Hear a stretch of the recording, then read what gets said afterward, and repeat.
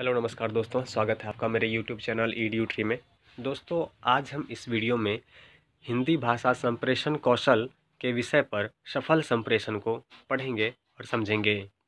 तो चलिए शुरू करते हैं आज के इस वीडियो को। सफल संप्रेषण से तात्पर्य हमारा यह है कि जब भी हम अपने विचार किसी भी माध्यम, चाहे वो लिखित हो, मौखिक हो या फिर आंगिक हो, किसी भी संप्रेषण माध्यम से दूसरे के सामने अपने विचार को रखते हैं तो वह सुनने वाला व्यक्ति हमारे विचारों का अर्थ वैसा ही समझे जैसा हम उसे समझाना चाहते हैं। तो यह जो क्रिया होगी वह एक सफल संप्रेषण की क्रिया होगी। इसी में संप्रेषण संप्रेषण एक संपर्क का काम करता है।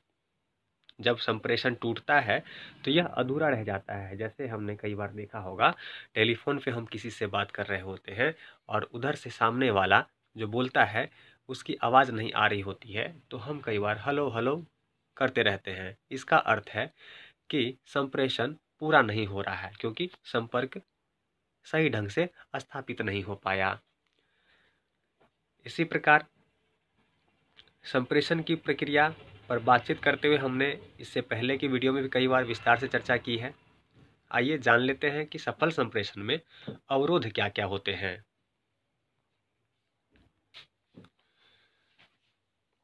जब वक्ता से श्रोता तक या लेखक से पाठक तक जब संदेश सही रूप में नहीं पहुंचता तो संप्रेषण असफल रहता है और इस असफलता के कई कारण हो सकते हैं। आइए एक एक करके उन सभी कारणों को समझते हैं।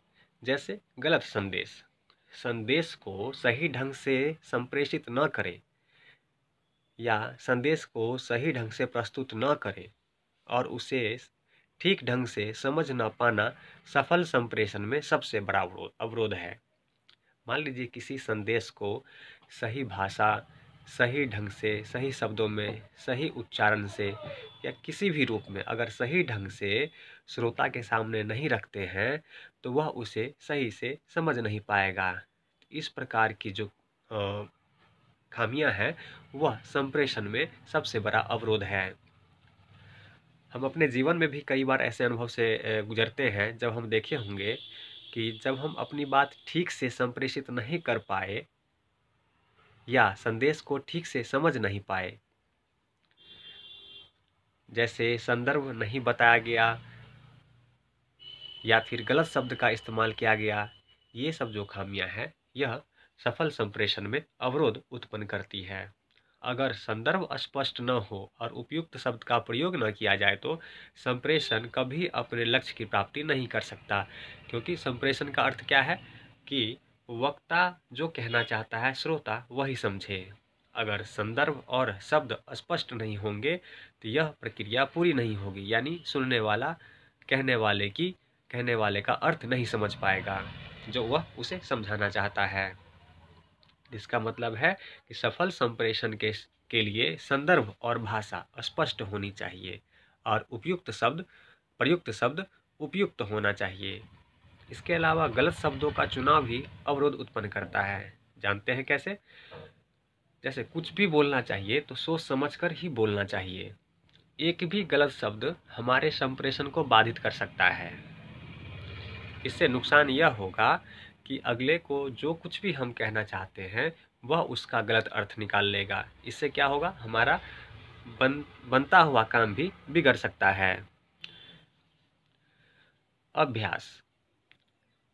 हम अपने घर में सदस्यों, मित्रों, सहपाठियों, सहकर्मियों आदि से दिन में कई बार बातचीत करते होंगे। आप गौर करेंगे कि कब किस प्रकार गलत शब्द के इस्तेमाल से संप्रेषण बाधित होता है। यह एक अभ्यास है जो आप खुद भी अपने घर पे रह के करके देख सकते हैं कि किस प्रकार के गलत शब्दों के इस्तेमाल से संप्रेषण बाधित होता है। सुनना और समझना, सुनना और समझना, अगर ये दो चीज़ जो है सावधानी से अगर न किया जाए, इससे भी संप्रेषण बाधित हो सकता है। जैसे यदि श्रोता वक्ता की बात ध्यान से नहीं सुनता या पुस्तक पढ़ते समय आपका मन कहीं और लगा हो और आप पुस्तक पढ़ते जाएं, पेज तो कई पलट जाएंगे पर आप उसका अर्थ नहीं समझ पाएंगे। यानी पुस्तक में जो लिखा है या पुस्तक जो आपसे कहना चाहता है उसे पढ़ के भी आप समझ नहीं पाएंगे। उसी प्रकार अगर सुनने वाले की बात आप ध्यान से नहीं सुनेंगे, कहने वाले की बात अगर आप ध्यान से नहीं सुनेंगे, तो सुनने वाले व्यक्ति उसके बात का अर्थ नहीं समझ पाएगा। इस प्रकार यह संप्रेषण पूरी नहीं हो पाएगी। इसी प्रकार कक्षा में अध्यापक पढ़ा रहा होता है और विद्यार्थी का ध्यान कहीं और रहता है, तो वह अध्यापक के कहे हुए एक भी शब्द को नहीं समझ पाता। जैसे मान लीजिए आप किसी अधिकारी, यहाँ एक और उदाहरण देख लेते हैं कि संप्रेषण में अवरोध कैसे उत्पन्न होता है। जैसे मान लीजिए आप किसी अधिकारी या किसी ऑफिस में जाते हैं, आप उससे कहते हैं क्या मैं अंदर आ सकता हूँ, और वह आपकी बात नहीं सुन पाता, तो वह आपको कोई जवाब नहीं देता। इससे क्या होता है, आप गेट पे ही रुक जाते हैं। पर थोड़ी बाद जब वह आपको देखता है तो आपको वह अंदर आने के लिए कहता है। इसका अर्थ यह है कि जब आपने उससे कहा क्या मैं अंदर आ सकता हूँ, उस समय वह आपकी बात नहीं सुना। इससे क्या हुआ, आपकी संप्रेषण रुक गई, आपका संप्रेषण पूरा नहीं हो पाया। जब उसका ध्यान आप पे पड़ा तब जाके वो आपको आने के लिए बोला। इसी प्रकार फ़ोन पे बात करते समय जब आवाज़ नहीं आती तो एक तरफ से लोग हेलो हेलो करते रहते हैं। इसका मतलब है कि संप्रेषण पूरा नहीं हो रहा है, चाहे वो किसी भी माध्यम से किसी भी कारण से हो, चाहे आवाज़ धीमी आना, चाहे टेलीफोन लाइन में शोर हो, खड़खड़ाहट हो, कुछ भी कारण हो सकता है। परंतु मूल बात यह है कि वक्ता का संदेश श्रोता तक पहुंच नहीं पा रहा है। भाव भंगिमा देख लेते हैं, भाव भंगिमा किस तरीके से संप्रेषण को प्रभावित करता है। पहले जान लेते हैं भाव भंगिमा क्या है। भाव भंगिमा हमारे अंगों द्वारा किए गए व्यवहार हैं।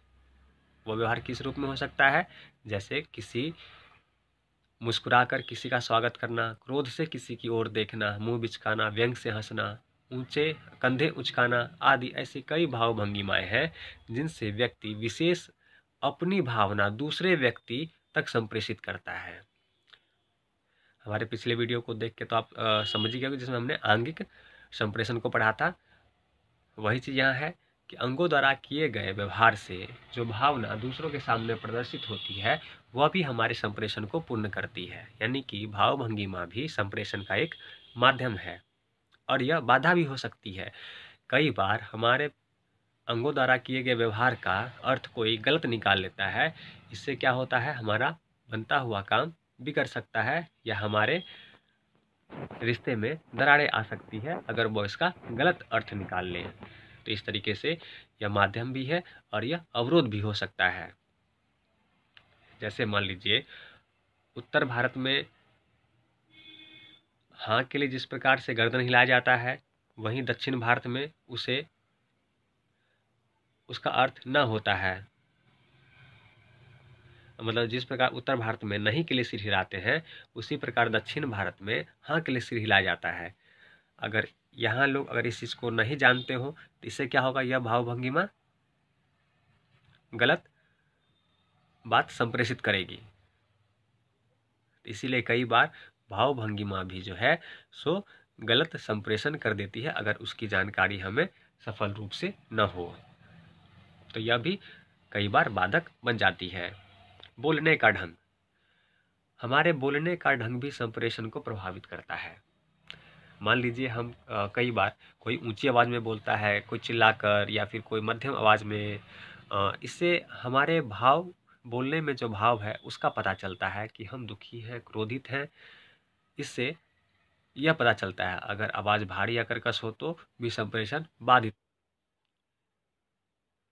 इसी प्रकार भाषा ज्ञान, अब देख लेते हैं कि भाषा ज्ञान किस प्रकार संप्रेषण में अवरोध पैदा कर सकता है। मान लीजिए आपको हिंदी आती है और आपके सामने जो व्यक्ति है वह कहीं बाहर देश इंग्लैंड का है जिसे अंग्रेजी आती है। तो जब आप अपनी बात रखेंगे तो चूंकि उसे हिंदी नहीं आती है वह आपकी बात समझ नहीं पाएगा। इस प्रकार भाषा ज्ञान के अभाव में वह व्यक्ति आपके कहे संदेश को समझ नहीं पाएगा। इस प्रकार भी यह संप्रेषण पूर्ण होना असंभव है। इस प्रकार से भाषा ज्ञान का अभाव भी संप्रेषण में अवरोध पैदा कर सकता है।